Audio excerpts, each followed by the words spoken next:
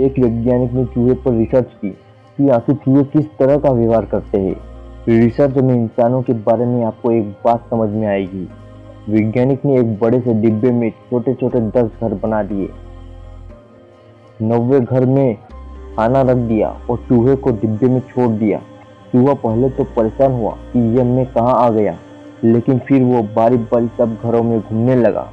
जब वो 90 घर में गया तो उसे खाना मिल गया। अगले दिन फिर से 90 घर में खाना रख दिया। चूहा छोड़ दिया।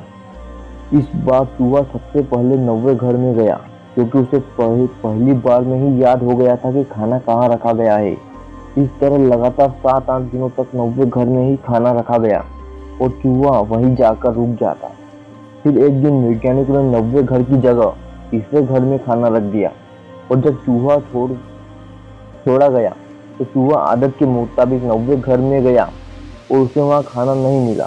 चूहा बाहर आया और फिर से अंदर जाकर उसने चेक किया, कहीं में कोई गलती तो नहीं हुई। चूहा 90 घर में 4 बार अंदर बाहर हुआ। उसने फिर से पहले घर से छानबीन शुरू की और उसे तीसरे घर में खाना मिल गया। ठीक, भगवान नेचर में बहुत कुछ दिया है, लेकिन हम एक ही तरह के सुख की आदत हो चुकी है और हम चाहते हैं कि हमें हमेशा मन मुताबिक 90 घर में ही खाना मिले, सुख मिले। और बहुत से लोग दुखी एक बात को लेकर जीवन भर 90 नंबर में ही रहते हैं कि क्या पता फिर से वहाँ बेहतर हो, क्या पता फिर से इसी घर में सुख मिले। लेकिन ऐसा नहीं होता। भगवान ने आपको खाना सुख की जगह बदल दी है। आपको भी उसका लालच को फिर से दोबारा तलाश करनी होगी। 90 नंबर में जिन्हें सुख मिला वो इसी उम्मीद में रहें कि फिर से इसी जगह पर सुख मिलेगा। इसलिए जीवन को समझो और हर खराब से खराब परिस्थितियों में खुद को बदलो। भगवान को दोष मत दो, दोबारा ढूंढने की कोशिश करो। किसी काम में असफल हो गए तो फिर से शुरुआत करो।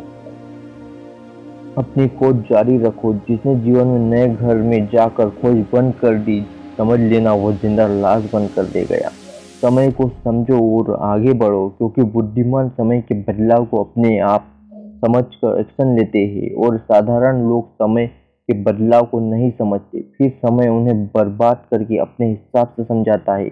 इसलिए समय आपको अपने हिसाब से समझा पाए उससे पहले आप परिस्थितियों को समझकर एक्शन लीजिए। अगर आपको लगता है आप इस वीडियो से कुछ बेहतर सीखे हैं तो हमारे एक लक्ष्य को अभी सब्सक्राइब करिए। धन्यवाद।